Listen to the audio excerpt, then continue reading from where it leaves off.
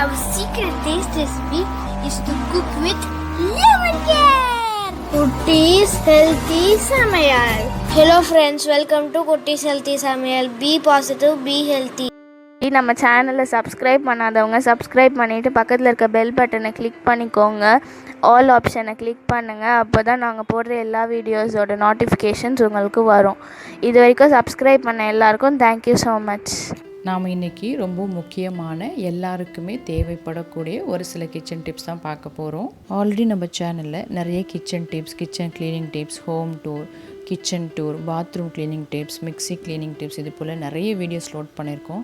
உங்களுக்கு டைம் இருக்கும்போது கண்டிப்பாக நம்ம சேனல் விசிட் பண்ணி பாருங்கள், உங்களுக்கு ரொம்ப யூஸ்ஃபுல்லாக இருக்கும். இன்றைக்கி நாம் பார்க்க போகிற முதல் டிப்ஸ் குழம்பை குறித்து தான். அதாவது எல்லாருமே நாம் மிளகாய் கிள்ளி சாம்பார் வைப்போம். இதில் காய் எதுவும் சேர்க்க மாட்டோம். அதே போல் மிளகாய் தூளும் ஆட் பண்ண மாட்டோம் பொதுவாகவே. ஆனால் இது போல் ஒரு முறை செஞ்சு பாருங்கள். இது போல் ஒரு 1/2 ஸ்பூன் அளவுக்கு மிளகாய் தூள் ஆட் பண்ணி குழம்பு செஞ்சிங்கன்னா டேஸ்ட்டும் ஃப்ளேவர் ரொம்ப சூப்பராக இருக்கும். இது போல் குழம்பு கொதிக்கும் போது ஆட் பண்ணிங்கன்னா அப்படியே ஆட் பண்ணிங்கன்னா அங்கங்கே கொஞ்சம் கொஞ்சம் கட்டி கட்டியாக இருக்கும். இது போல் கரண்டியில் நீங்கள் ஆட் பண்ணிட்டு கொஞ்சமாக தண்ணி ஊற்றி அப்படியே கரைச்சிட்டு நீங்கள் உள்ளே மிக்ஸ் பண்ணி விட்டிங்கன்னா சீக்கிரமாகவே ஒரு கொதி வந்து அதில் நல்ல நமக்கு பச்சை வாசனம் போயிடும். குழம்பு ரொம்ப டேஸ்டியாக இருக்கும். அப்படி இல்லை நீங்கள் பருப்பு கடையும் போதே கூட ஒரு 1/2 ஸ்பூன் அளவுக்கு மிளகாய் தூள் ஆட் பண்ணி கடைஞ்சி இப்படி தாளிச்சிக்கலாம். அது போலும் நீங்கள் செஞ்சுக்கலாம். இது போல் ஒரு முறை செஞ்சு பாருங்கள். டேஸ்ட்டும் ஃப்ளேவர் ரொம்ப சூப்பராக இருக்கும். ட்ரை பண்ணி பாருங்கள். முக்கியமாக பிகினர்ஸ்க்கு இது ரொம்ப யூஸ்ஃபுல்லாக இருக்கும். அடுத்த டிப் போகலாம்.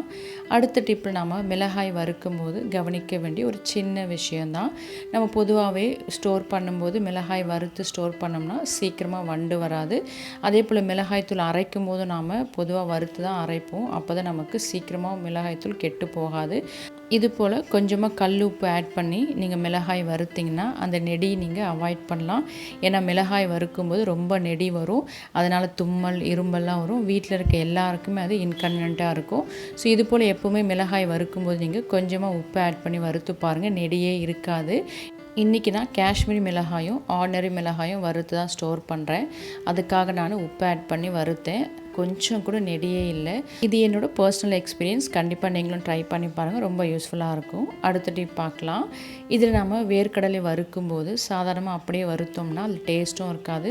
சில இடங்களில் நல்லா வறுந்துருக்கும், சில இடத்துல வறுக்காமல் இருக்கும். அதனால் நாம் வேர்க்கடலை வறுக்கும்போது இது போல் கொஞ்சமாக சால்ட் ஆட் பண்ணி நீங்கள் வறுத்திங்கன்னா அதோட டேஸ்ட் ரொம்ப நல்லா இருக்கும். அதாவது ரோட் சைடில் இருக்கிற தள்ளு வண்டியில் இருக்கிற வேர்க்கடலை பார்த்திங்கன்னா டேஸ்ட் ரொம்ப நல்லாயிருக்கும். ஆனால் வீட்டில் அது போல் இருக்காது. இது போல் நீங்கள் சால்ட் ஆட் பண்ணி வறுத்து பாருங்கள், அதே டேஸ்ட்டில் உங்களுக்கு இருக்கும். அதே போல் எல்லா இடத்துலையும் ஈவனாக நமக்கு வருந்து வரும். இதனால் டேஸ்ட்டும் நல்லாயிருக்கும். நம்ம ஸ்டோர் பண்ணி வைக்கிறதுக்கும் ஈஸியாக இருக்கும். ட்ரை பண்ணி பாருங்கள். அடுத்த டிப் எல்லாருக்குமே ரொம்ப யூஸ்ஃபுல்லான ஒரு டிப். இதில் பார்த்திங்கன்னா இது போல் அட்டைப்பெட்டிகள் நம்ம எல்லார் வீட்லேயுமே அவைலபிளாக இருக்கும். ஏன்னா நம்ம ப்ரொவிஷனோ இல்லை வேறு ஏதாவது பாத்திரம் எது வாங்கினாலும் இது போல் நமக்கு பேக் பண்ணி கொடுப்பாங்க. ஸோ இந்த அட்டைப்பெட்டிகள் நல்லா இருந்தால் நம்ம அப்படியே பாத்திரங்கள் போட்டு வைக்கிறதுக்கோ இல்லை வேறு ஏதாவது ஸ்டோர் பண்ணுறதுக்கு யூஸ் பண்ணுவோம்.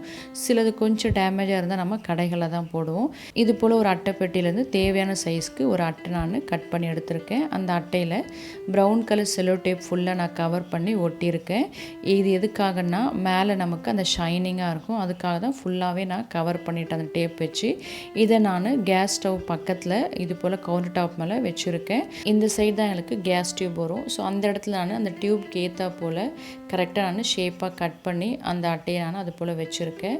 இது போல் எதுக்காக நம்ம வைக்கிறோன்னா தாளிக்கும் போது எண்ணெய்லாம் பட்டு கவுண்டர் டாப் சீக்கிரமாகவே அழுக்காகிடும், பிசு பிசுப்பாகிடும். நம்ம டெய்லியுமே அந்த அளவுக்கு நம்ம துடைக்க மாட்டோம். ஜஸ்ட் மேலோட்டு ஒரு ஈர துணி வச்சு துடைச்சி தான் நம்ம எடுப்போம். அப்படி பண்ணும்போது உங்களுக்கு இன்னும் மேலே மேலே அது அழுக்காகி அந்த இடமே உங்களுக்கு ஸ்ட்ரெயின் அதிகமாகிடும்.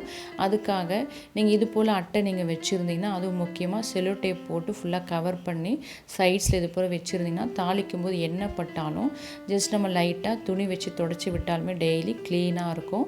இதனால் நம்ம ஃப்ரீக்வெண்ட்டாக க்ளீன் பண்ண வேண்டிய அவசியமும் இருக்காது. அப்படி நம்ம க்ளீன் பண்ணாலும் ரொம்ப ஸ்ட்ரெயின் பண்ண வேணாம். லைட்டாக நீங்கள் துடைச்சி விட்டாலுமே க்ளீன் ஆகிடும். ஏன்னா தாளிக்கும் தாளிக்கும் போது எண்ணெய் கவுண்டர் டாப் மேலே படாது, இந்த அட்டை மேலே தான் படும்.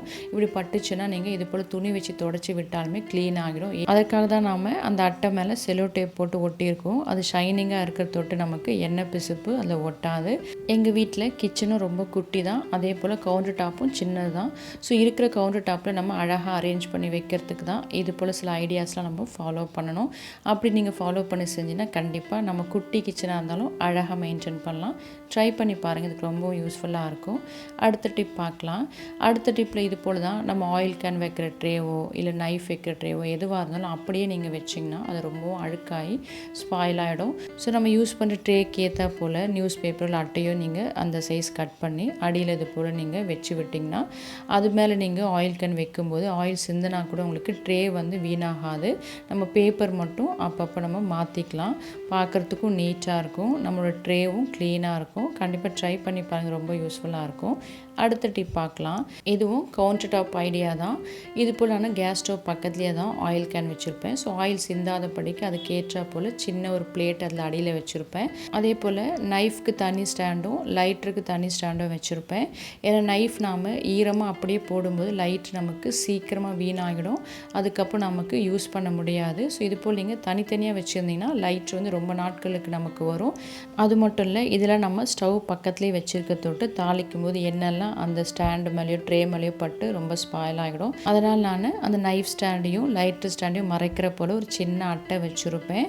அது பார்க்குறதுக்கும் நல்ல கலர்ஃபுல்லாக அழகாக இருக்கும். ஸோ பார்க்குறதுக்கும் நீட்டாக இருக்கும். அதே சமயம் தாளிக்கும் போது எண்ணெய் அந்த ஸ்டாண்ட் மேலாம் பட்டு சீக்கிரம் அழுக்காகாமல் இருக்கிறதுக்கும் இந்த அட்டை ரொம்ப யூஸ்ஃபுல்லாக இருக்குது. இப்போ பாருங்கள், நம்மளோட கவுண்டர் டாப் நீட்டாக அரேஞ்ச் பண்ணியாச்சு, பார்க்குறதுக்கு ரொம்ப அழகாக இருக்குது. ஸோ சின்ன கிச்சனாக இருந்தாலும் சின்ன கவுண்டர் டாப்பாக இருந்தாலும் நம்ம இது போல் சின்ன சின்ன ஐடியாஸ் ஃபாலோ பண்ணி அரேஞ்ச் பண்ணோம்னா கண்டிப்பாக பார்க்குறதுக்கு அழகாகவும் நீட்டாகவும் இருக்கும். ட்ரை பண்ணி பாருங்கள். அடுத்த டிப் பார்க்கலாம். இது ஒரு ஹெல்த் டிப்ஸ் தான். இந்த சீசனில் எல்லாருக்குமே கோல்டு, காஃபு, த்ரோட் பெயின் ரொம்பவே இருக்குது. சின்ன பிள்ளைங்க பெரியவங்க வரைக்கும் எல்லாருக்குமே தொண்டை வலி, மூக்கடைப்பு, இதனால் நிறைய மருந்துகள் நம்ம எடுக்கும்போது நம்ம ஹெல்த்துக்கும் சைடு எஃபெக்ட்ஸ் அதிகமாக இருக்கும். ஸோ இது போல் நம்ம நேச்சுரலாக அதாவது இயற்கையாக வீட்டில் இருக்க பொருளை வச்சு இது போல் ஸ்டீம் பண்ணும்போது நமக்கு மூக்கடைப்பும் சீக்கிரமாகவே நமக்கு போயிடும், நல்ல ரிலீஃப் இருக்கும். ஸ்டீம் பண்ணுறதுக்காக தண்ணி வச்சு அது கொதிக்கும் போது அதில் ஒரு 1/2 ஸ்பூன் அளவுக்கு ஓமம் ஆட் பண்ணிக்கலாம். ஓமம் ஆட் பண்ண உடனே ஒரு 1/2 ஸ்பூன் அளவுக்கு மஞ்சள் ஆட் பண்ணி உடனே ஸ்டவ் ஆஃப் பண்ணிக்கலாம். ஸ்டவ் ஆஃப் பண்ண உடனே அந்த ஆவிலாம் வீணாகாமல் நம்ம உடனே ஸ்டீம் பண்ணிக்கலாம். நீங்கள் எப்படி ஸ்டீம் பண்ணீங்களோ அது போல் உங்கள் மெத்தடில் நீங்கள் செஞ்சுக்கலாம். ஏன்னா சில பேர் ஷீட்டோ இல்லை டவலோ ஃபுல்லாக கவர் பண்ணி அதுக்கப்புறம் ஸ்டீம் பண்ணுவாங்க. சில பேர் கவர் பண்ணாமல் ஓப்பன்லேயே செய்வாங்க. ஸோ உங்களுக்கு எது கன்வீனியன்ட்டோ அது போல் நீங்கள் ஸ்டீம் பண்ணிக்கலாம். இது ரொம்ப எஃபெக்டிவான மெத்தட். ஏன்னா இது நாங்கள் ஒரு இயற்கை வைத்தியம் வீடியோவில் தான் நாங்கள் பார்த்துட்டு இதை நாங்கள் ஃபாலோ பண்ணுறோம். இது ரொம்ப எஃபெக்டிவாக இருக்குது. கண்டிப்பாக நீங்களும் ட்ரை பண்ணி பாருங்கள், ரொம்ப யூஸ்ஃபுல்லாக இருக்கும். ஸோ இதில் நாங்கள் ஷேர் பண்ணியிருக்க எல்லா டிப்ஸுமே நாங்கள் செஞ்சு பார்த்துட்டா உங்களோட நாங்கள் ஷேர் பண்ணியிருக்கோம். ஸோ இதை கண்டிப்பாக உங்களுக்கு ரொம்ப பிடிச்சிருக்கும், ரொம்ப யூஸ்ஃபுல்லாகவும் இருக்கும். நீங்களும் ட்ரை பண்ணி பாருங்கள். ட்ரை பண்ணி பார்த்துட்டு உங்கள் எக்ஸ்பீரியன்ஸ் எங்களுக்கு கமெண்ட் பண்ணுங்கள். மறக்காமல் லைக் பண்ணுங்கள், ஃப்ரெண்ட்ஸ் அண்ட் ஃபேமிலிக்கு ஷேர் பண்ணுங்கள், தொடர்ந்து சப்போர்ட் பண்ணுங்கள். தேங்க்யூ.